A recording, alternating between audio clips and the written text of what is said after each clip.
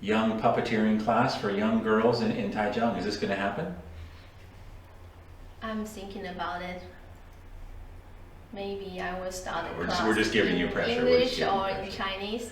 Hey, that's a good idea. Because Taiwanese dialects, it's the main barrier for girl puppet show to promote, because a lot of young people nowadays, they don't understand so much Taiwanese dialects, and especially for puppet shows, there are a lot of lines are poetic, which makes it even more difficult. So if I want to promote puppet shows, You make your own stories. I might have to start with Chinese and English and then slowly merge in Taiwanese dialect. That's a very good idea. Yeah. Are there any issues, big issues, facing the puppet industry that are hurting you? Like, is there anything happening that's like it's tough for the industry? I mean, COVID is obvious, right? Because COVID affects everybody. It affects gatherings. Yes. Is there anything else that's kind of affecting the puppet industry? I would say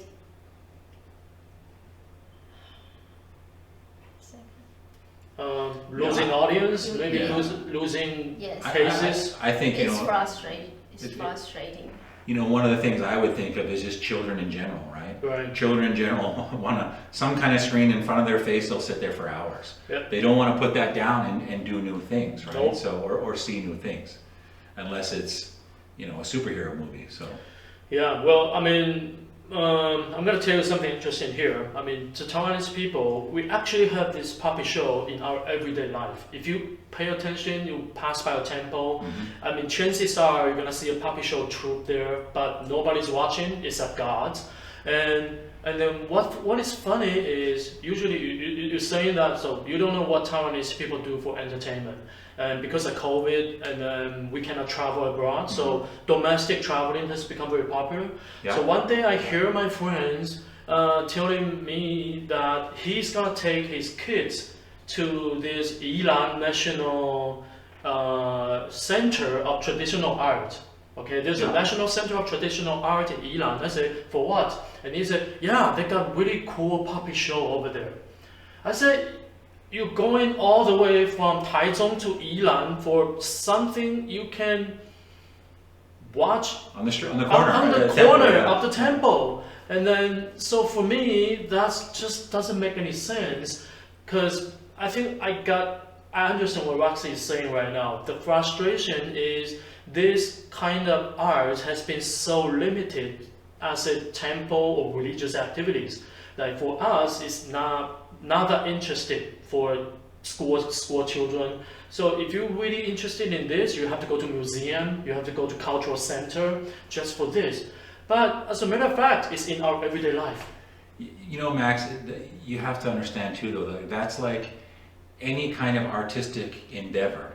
Right. If you go to North America and you walk down the street, you could see some guy in a street corner playing a guitar and singing like, oh my God, this guy, he's as good as the people I hear, on the radio or wherever I listen to music or a concert, but here he is on the street corner. Why am I paying that much money? It's all promotion. It's knowing the right people. You have to have a lot of opportunities line up for you to become famous, right? I mean, I don't think that the skill of the people in Yilan are any better than the skill of Roxy's family, but obviously there's some kind of promotion within that, within the government, or something that has allowed them to do that, right? So you can find fantastic art everywhere. I think that what Roxy is doing right now, to put like uploading all this show on video and online, okay, and then promoting this online, Facebook, IG. I think that's a great idea. And then, well, I mean, I really respect that. I mean, just keep doing that. And from our interview with Roxy's dad, I gotta say this, because I mean, in addition to the passion and all the pride that he has in this art, and then I can see that when he showed us the 100 years old puppet dolls, I mean, he's like telling us, walking us through the clothing of the puppet, The hair, the hair the of paint, the puppet, yeah. the paint of the puppet, Yeah. the carving skills of the master, and then even the chemical paint, how it's going to affect the effect when you perform on the stage. And all I'm saying is, like, a puppet, what we might see is a wooden puppet, a wooden toy, but it represents a different aspect of Taiwanese art.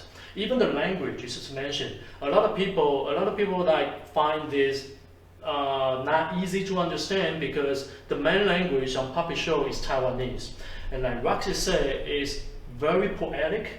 Yeah. All Taiwanese, even me, I can understand maybe 20 or 30% of it. I will be proud of it, but I gotta say that the older I become, the more I can appreciate the beauty of the language. Okay, so this one wooden doll, it has so much depth of Taiwanese art, but we are losing it. That's just what I'm trying to say. We haven't even mentioned as well that her father brought out just the heads. Right. These beautifully shaped heads. He's like, oh yeah, me and my son carved those. I'm like, what? You carve these as well as being able to do the show? It's their depth of skill is amazing. Yes. Have you learned any of the carving stuff yet? I tried once and then I gave up. But my dad and my brothers are quite good at it. So still no Karate Kid, go carve this tree for 20 hours in the backyard. I'll take care of the online stuff. Well, And where do the clothes come from? We've talked about the puppet. Where do these clothes come from? Some of it comes from China, Mm-hmm. and some parts comes from Taiwan. So are people still making this clothing? handmade. Where do you buy this clothing from? Yes, we just know some certain people doing it. If you're in this industry, then you Yeah. know where to go. I'm sure it's no different than your father. There's someone who specializes in this. Their family has done it. Yeah. There's so many layers. Yeah, to when we this. were talking about this, when you mentioned about the textile, the weaving technique, the sewing technique, a lot of these they are handmade. They only go to certain Yeah. like textile or like the sewing master for this, or even the truck. Okay, how do you call that? The board, the scene. He said I only go to this master in Pingdong or in Tainan because I like his skill, and then it's hand painted, it's handmade. So a lot of these they are actually handmade. And then, Yes. Yeah. There's recently, because what I'm doing now is I'm teaching. Recently, we were talking about toys in our classroom, and we talked about toys that were 100 years old and dolls that were 100 years old. It was right before we came and saw your father, and I'm like, I went back I looked at the book. I'm like, they just scratched the surface. And having talked to you and your family, the information that we learned and that you gave us is way more than they're in our textbooks even, that the kids are learning. So you guys have an opportunity, I think, to really educate kids, because the kids are pretty interested. Oh, teacher, how's this made? Yep. There's an opportunity for you guys to promote this with children. No doubt, yeah. And especially mention that you want to do this bilingual. I think that would be so cool. To do this, imagine that Taiwanese puppy flipping around, speaking English. that would be something really, really cool. By a woman. By a woman puppet master, that would be so cool. Yeah. So Roxy, can you please, before we finish, explain to us the name of your group, the name of your father's company, your company, and what that represents? Our troup's name is 协成生武周. 协成生武周. Now, does that have a special meaning in the name? Is there a special meaning there? There are two schools of puppet troupes, Okay. and we belong to Wuzhou. Okay. So Wuzhou is the name of a puppet style, puppet system? Yes, and Okay. then the other one is Gepai. The other one is? Gepai. What's the difference between those two? I'm not really sure, actually. Your dad would know. I'm sure your dad could talk for hours on the difference. Oh yeah, and then your dad just keep inviting us to come by and visit. I remember that. When we step in Roxy's house, living room, huge living room, and then mom and dad, they are so excited to feel that, oh my God, we got people interested in this. And it's a white woman, and it's a, Roxy's, school teacher. Oh my God, these people, they are interested in my arts. Okay, I'm gonna have to tell them everything. Okay, sit down. Hey, and then they say, He was dying to tell someone the story, which is great. Oh right? yeah, And I think he has someone else who could continue the story going.